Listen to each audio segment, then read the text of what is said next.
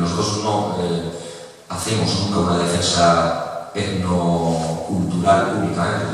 Evidentemente preservamos los rasgos culturales, pero huimos de las defensas etnocentristas de construcción nacional. Nosotros creemos en la construcción ciudadana de la nación, creemos en la autodeterminación como ejercicio continuo de soberanía y por tanto defendemos la soberanía nacional de Euskal Herria. También decimos, y ya casi lo digo ahora y no lo tengo que colar luego, hay otras expresiones de izquierda en este país que defienden procesos de derecho a decidir que no lleguen a concluir con un ejercicio de soberanía nacional plena en torno al ejercicio y la capacidad de independencia.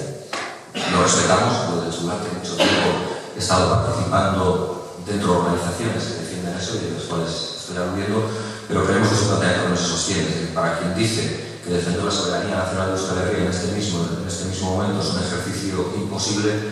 no hay más que darle la vuelta y situarle mirando el oro para abajo, que nos digan si es posible construir un modelo federal con quien niega la propia existencia del pueblo vasco, o si es posible un modelo federal que no se base en las relaciones de igual a igual, para quien nos niega la capacidad de ser iguales porque nos impone determinados patrones o estándares de comportamiento y de identidad nacional. O sea, defender el federalismo por mucho, incluso el Partido Socialista ahora, a raíz del calor surgido en Cataluña con la Diada y con la reivindicación de la soberanía nacional y el nuevo Estado en Europa, plantee el federalismo como solución. Nosotros entendemos que el federalismo no es una solución entre dos pueblos que no se reconocen y donde un pueblo domina al otro. Y tan cierto como existe nacionalismo vasco es que existe pannacionalismo español, que además es un nacionalismo expansivo, es un nacionalismo que se construye sobre la negación de las identidades de otros. Por lo tanto, para nosotros ese es el debate, ese es el término en el que situamos el debate y por eso hacemos una apuesta por el soberanismo y no tenemos ningún problema ni cuando se refiere a independencia ni con defender ahora mismo la independencia como el único camino posible para la construcción de la hegemonía social de la izquierda en ese pueblo, como explicaré un poco más adelante. Y somos internacionalistas, nosotros creemos que se puede defender la soberanía nacional plena o la independencia de Euskal Herria sin necesidad de ser nacionalista, al menos no de ser nacionalista en los términos en los que nos hagan coincidir con los planteamientos de modelo de país de la derecha vasca, del PNV. Nosotros, desde el internacionalismo, podemos construir también una realidad que, como decía el Che Guevara, en otra realidad quizás se trata de construir varios Vietnam, se trata de levantar varios fuegos, y creemos que un ejercicio de soberanía nacional asentado y realizado en Euskal Herria puede contribuir de manera importante a la generación de espacios de resistencia contra el orden social neoliberal o capitalista que puedan ser emulados o puedan ser islas de resistencia y además ejemplos para otros lugares. No porque consideremos que estamos dispuestos a pasar por encima de los derechos de otras personas para conseguir los nuestros, o porque consideremos que tenemos que tener una priorización de derechos superior a otros. Para nosotros el ejercicio internacionalista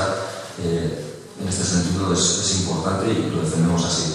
Y eso es un poco lo que somos. Y siendo todo esto que somos, intentando serlo al menos, nos situamos ante el espejo de la realidad política que vivimos.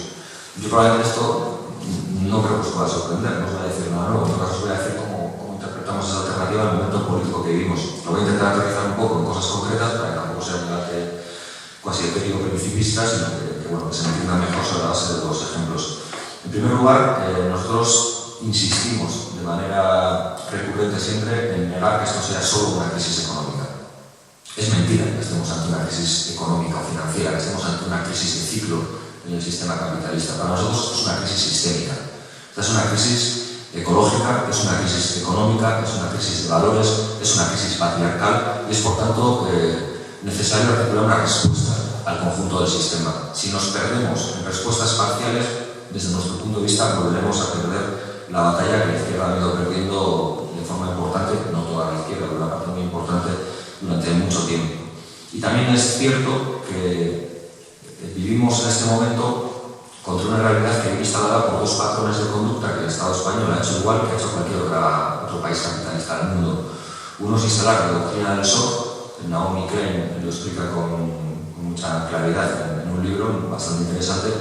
pero consiste en generar una serie de impactos sucesivos que minen tu capacidad de resistencia y que te hagan estar todo el día con la sensación de ser un boxeador groggy o noqueado. Es decir, no eres capaz de reaccionar, no eres capaz de articular una respuesta, porque cuando estás pensando en la respuesta hacia el golpe que te han dado, te llega otro golpe.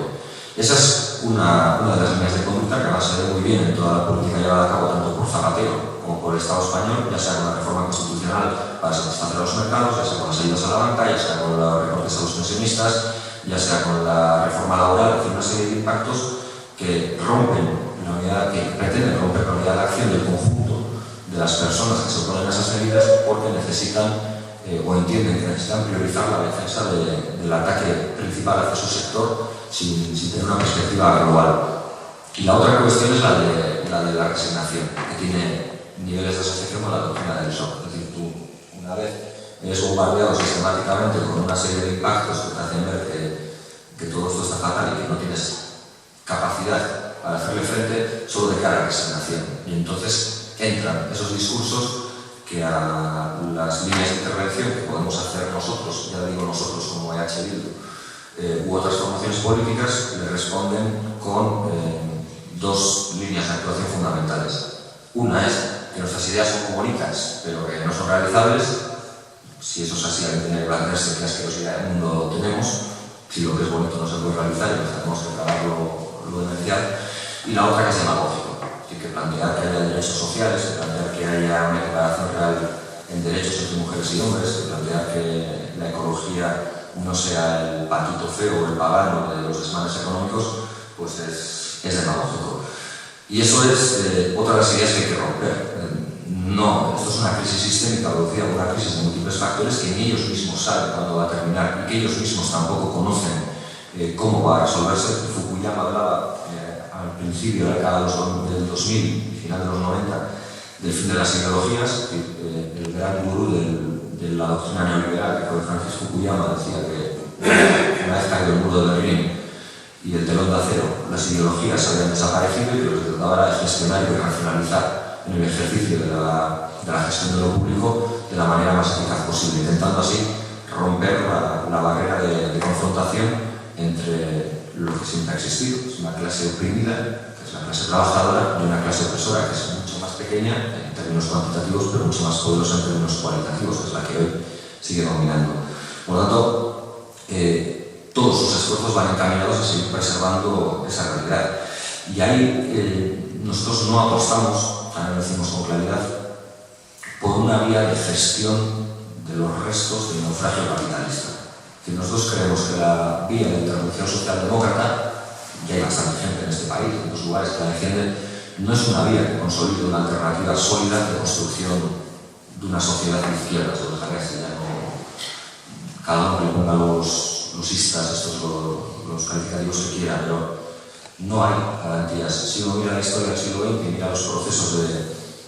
de participación política de las izquierdas socialdemócratas, verá que los éxitos son más bien rácanos, que sí han fortalecido aquello que decía al principio, que algunos no queríamos ya en lo que veíamos más cerca, que es la consolidación de aparatos de partido que se convierten en un fin en sí mismo y que, en tanto en cuanto son aparatos vaciados de ideología, son herramientas útiles al servicio del capital para la actuación y para la compra de voluntades y para seguir manteniendo los límites del sistema. No hay experiencias socialdemócratas, desde nuestro punto de vista, que avalen la apuesta, en este caso para el uso de la transite. Ni siquiera cuando se habla de los países nórdicos. Hablar de los países nórdicos sin entender el contexto de gestación de los países nórdicos y sin tener en cuenta la generación cultural de los países nórdicos es un ejercicio de riesgo político elevado. Tampoco creemos que nuestro objetivo fundamental tenga que ser única y exclusivamente la defensa del estado de bienestar. Yo defiendo que hay que mantener todos los logros sociales conquistados o arrebatados por la clase trabajadora al poder durante décadas, pero no puede ser nuestro objetivo final, porque el estado de bienestar no es solo la victoria o una victoria parcial de la clase trabajadora en un tiempo histórico determinado. También es, y eso lo explica bastante bien Keynes, que no es demasiado izquierdoso, cuando dice que fue la cesión lógica y necesaria que el capital tenía que hacer para que no se le ocurriera a los trabajadores de Occidente emular el ejemplo de los trabajadores del otro lado del telón de acero. Con eso tampoco digo que el llamado socialismo real fuera una auténtica maravilla y nada por el estilo, pero sí digo que el estado de bienestar tal como hemos conocido en la Europa occidental es la Europa del otro lado del telón de acero y los países nórdicos tiene más que ver con la idea de contención de la clase trabajadora en un proceso emancipatorio en términos de desbaratamiento del poder capitalista que con una mera conquista arrebatada y sostenida. Por eso decimos que a nosotros no nos vale solo con lograr sostener el estado de bienestar, que por supuesto vamos a defender que todo lo que tiene que ver con las prestaciones sociales básicas, con la sanidad universal y gratuita, con la educación, etcétera, etcétera, se mantenga y se amplíe, pero que nuestro horizonte no pueda acabar ahí. Ni siquiera el horizonte de intervención de H. ni siquiera en la medida en que ahora esté en Gasteiz en el Parlamento, nuestra propia intervención en el Parlamento de Gasteiz. Nosotros tendremos que defender el Parlamento de Gasteiz que no se apliquen recortes, que se restablezcan derechos que ya se han recortado durante la legislatura de Pachi López, pero tendremos que acompañar siempre esa reflexión de una lógica pedagógica. La lógica pedagógica tiene que ser que nosotros defendemos eso para que no se empeoren más las condiciones de vida de nuestra clase, pero nuestro objetivo sigue siendo derrocar a la clase dominante. Que busquemos las palabras más adecuadas, que igual las mías son muy brutas, las mías son muy parecidas para que les Sabino cuadra y esas iguales asustan a algunos, pues habrá maneras de decirlo de manera más sutil, más moderna, más atractiva, pero que tiene que ser ese el objetivo a conseguir. Y también todo esto, una vez hecha la crítica a la izquierda socialdemócrata, también lo digo, desde una cierta orfandad. Es decir, no hay demasiados modelos, aunque están surgiendo en América Latina algunos interesantes, que nos dibujen un panorama de tránsito en el terreno del postcomunismo hacia lógicas emancipatorias. Es decir, hay experiencias concretas, sueltas, pero no hay una dialéctica conjunta de confrontación en términos de poder a día de hoy. Y lo digo desde todo el respeto y la admiración por el proceso cubano, por el bolivariano de Venezuela, o el boliviano, o incluso por experiencias más cercanas a la socialdemocracia, a la izquierda del siglo o al socialismo del siglo XXI, como pueda ser el Uruguay con Pepe Mújica y demás. Son buenos ejemplos, pero todavía nos queda mucho recorrido para construir esa alternativa global de poder en una lógica internacionalista, una lógica de dimensión global. Y todo ese contexto es el que estamos viviendo. Entonces, para nosotros es importante señalar siempre una cuestión. Que la lucha de clases sigue existiendo y seguimos perdiendo. Es probable que ahora estemos mejor, y esto parece increíble. Yo llevo ya unos años militando en política y siempre he oído cada vez que se afiliaba alguien nuevo a alguien decirle, pues, está la cosa bastante mal. Si hubieras hace unos años, antes estábamos mejor, pero claro, esta cosa se mantiene y los años pasan. Entonces, la foto sigue siendo la de una gráfica hacia abajo. Yo creo que esta vez hemos conseguido invertirla siquiera mínimamente. También es cierto que los riesgos existen y lo digo desde la apuesta más total que se puede hacer por Euskal Herria Bildu, que también existe ese riesgo en cualquier instrumento político poderoso. Porque Euskal Herria Bildu a día de hoy, por el apoyo popular que concita, es un instrumento poderoso y por lo tanto las tensiones, no en clave interna, sino las tensiones con el capital pueden provocar que esos debates se puedan reproducir. Y bueno, no nos quedamos en clave positiva para buscar la superación de ellos. Otro de los elementos, ya aterrizándolo más en el Estado español que vivimos en la situación política, es lo que tiene que ver es decir, dentro de la lógica de funcionamiento de esta crisis sistémica, nos estamos enfrentando también a una dimensión de recorte de derechos y libertades en grado sumo en el Estado español. En Euskal Herria esto ya es capítulo aparte, durante mucho tiempo yo creo que tenía razón, y hay que decirlo así, de izquierda abertzale, mucha gente de izquierda abertzale cuando decía que Euskal Herria era el laboratorio de pruebas, de instrumentos y mecanismos de represión para medir el grado de resistencia, el grado de respuesta y ver así el grado de aplicación en los lugares. Y es cierto, durante mucho tiempo nosotros hemos vivido esa realidad y entonces ahora, cuando la viven otros y se echan la mano a la cabeza, y entonces sale gente muy maja y muy incapaz de pegar a nadie, pues intentando de una flor a la Guardia Civil y llevándose un pelotazo, o cuando vemos que rodean el Congreso de manera pacífica y son salvajemente callados, no nos sorprendemos. Pero esas técnicas se implantaron aquí y en fondo son técnicas de negación de derechos y libertades que además, la exigencia de los mercados también, obligan a una recentralización, es decir, a más España. Y frente a la crisis, más España. Ya sea con la ley BERT de educación y con la búsqueda de espacios para las otras lenguas cooficiales en el Estado español, el catalán, el euskera, gallego, pues ya sea con la imposibilidad y con el ejercicio de orden de mando, que es lo que sale muy bien, también es cierto decirlo del lado del gobierno, de señalar que aquí los lehendakaris son autoridad ordinaria del Estado y que están para cumplir, y que que además para eso se lo recuerda diciendo que no pueden pagar la paga extraordinaria o que no pueden saltarse la ley de estabilidad presupuestaria o cualquier cosa. Quizás casi como anécdota, el otro día en la Casa de Juntas de Guernica, algunos de Bildu decidimos en el Bildu que algunos asistieran y otros pues no lo hicieran, que llevábamos una representación. Parece que al PNV me ha molestado que algunos no aplaudiéramos cuando se hizo el traspaso del mando de Patxi López a Íñigo Urkullu. Únicamente por aclarar, tampoco tenía ninguna necesidad, yo no aplaudo porque no quiero, ya está. Pero aparte de eso, yo creo que un factor fundamental que ni siquiera estaba hablado es que no aplaudimos porque el juramento de Íñigo Urkullu, y desconozco si es obligatorio hacerlo así o no, pero si es obligatorio es un síntoma de imposición, fue que juraba lealtad a la corona, ser autoridad del Estado y defender los principios constitucionales. Es decir, todo aquello que niega a este país, todo aquello que nos niega la posibilidad de ser libres y todo aquello que además contribuye a la represión de este país es aquello a lo que fue lealtad en la calle. Pero creo que si hubiéramos aplaudido, por muy éticos que hubiéramos sido, probablemente ahora mismo tendría que haber pasado por encima de esto sin mencionarlo para no tener que salir de aquí corriendo hasta mi coche. Y hay otro elemento que es fundamental y que tiene que ver con la lógica global. Y ya termino con esta visión así un poco más estratosférica. Yo señalo que estamos y he señalado antes que seguimos en pleno debate de lucha de clases y he señalado que hay una confrontación izquierda-derecha. Quizás muy precipitado. Yo creo que en este momento, tal y como en la alternativa lo vemos, ni siquiera estamos en el ejercicio de la confrontación izquierda-derecha. Es decir, ahora mismo es la propia democracia lo que le sobra a la derecha. Al capitalismo le sobran los instrumentos democráticos burgueses de democracia representativa, de los que se ha ido dotando a lo largo del tiempo para funcionar, porque le suponen un obstáculo a la hora de implantar aquellas medidas que sigan garantizando sus márgenes de beneficios o sus niveles de explotación hacia las personas. Y realmente esa es la batalla. Es bastante curioso porque probablemente pues en un par de años nos veremos nosotros diciendo que nosotros somos los demócratas y señalando al PP, a pesar del PNV, diciendo que ellos son los violentos. Será como el cuento al revés, con lo que durante mucho tiempo han señalado ellos para con muy buena parte, con la mayoría de la gente que compone Bildu, pero esa es la realidad. Es decir, el sistema que están sosteniendo es un sistema que se basa en la violencia y se basa en la exclusión, y es un sistema que además rechaza la democracia, porque la democracia le puede suponer un freno, un obstáculo a la necesidad de seguir acumulando beneficios. Y viendo todo esto, y por si acaso no fuera cierto que se acaba el mundo, ¿qué es lo que proponemos?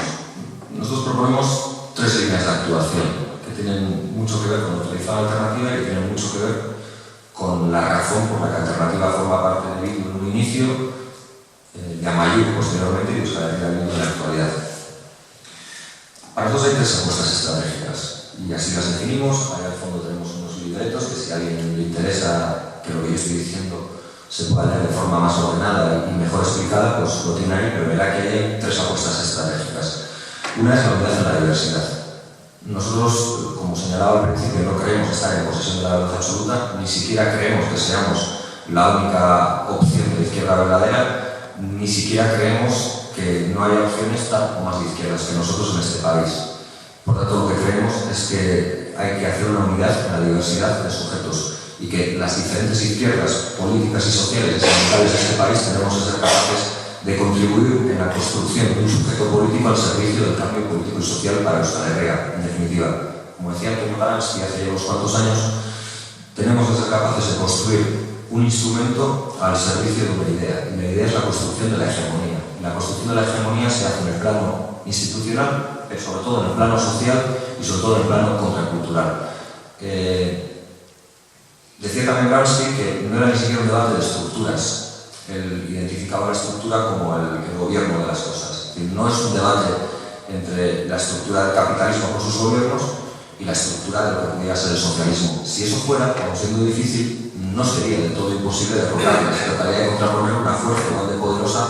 a la que tienes enfrente. El problema es que también es un debate contra las superestructuras. Y las superestructuras son los razonamientos de pensamiento, son las lógicas de pensamiento, son los modelos educativos, son los modelos culturales, son los modelos informativos que durante décadas han venido abonando una determinada manera y visión de entender el mundo, en la que ahí sí, por desgracia, y seguro que cualquiera de vosotros y vosotras lo habéis visto a lo largo de vuestra vida, estamos en minoría. El individualismo se hizo fuerte, el sálvese quien pueda se hizo fuerte, el recelo de cualquier militante político se hizo fuerte. toda esa de cuestiones que tienen que ver con la alienación cultural se hicieron fuertes. Y ese es el momento. Por lo tanto, creemos que ante esa realidad tenemos que ser capaces de unir en la diversidad. Y lo digo en un contexto como Euskal Herria, por desgracia, y que haya señalado antes el empuje notable de Euskal Herria Bildu como opción electoral,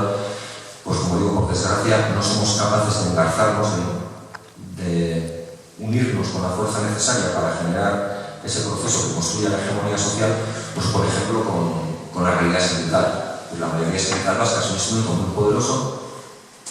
pero no estamos siendo capaces, y vaya por delante la autocrítica, aunque sinceramente no creo que seamos nosotros los que más autocrítica nos tengamos que hacer como Euskal Herria Bildu, pero bueno, vaya por delante la autocrítica que tengamos que hacernos